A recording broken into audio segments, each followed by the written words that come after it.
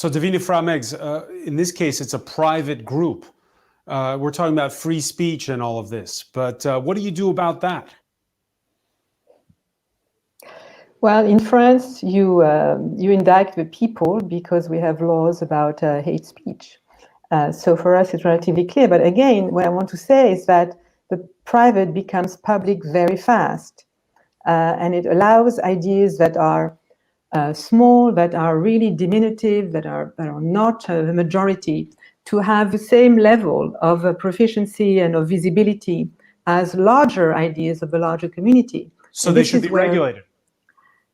Well, we should know how this happens. And so I say that there's no one solution. My favorite solution is self-regulation by the media themselves, but they will only do it if they feel the pressure, either from the public or from the regulatory authorities.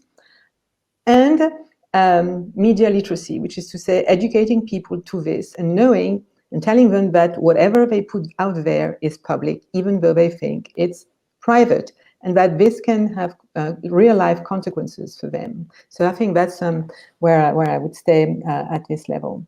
Anthony Sanders, do you consider a Facebook group that has 8,000 members as a private group? I think it's a private group. Just if you had a convention of 800 people and they were sharing ideas at that convention, it would be a private group. And a private group online, in many ways, is the same as a private group offline, or a people meeting in a coffee house to share ideas, which we've had forever.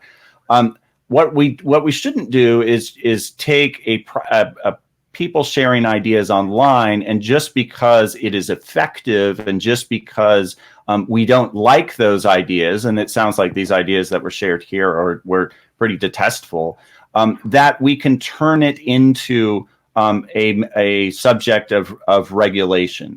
The moment we start doing that, then we do get down the road of, well, where we regulate what is public, what is private. Does everything in some sense become private, public? Does the public become anything that is political become public?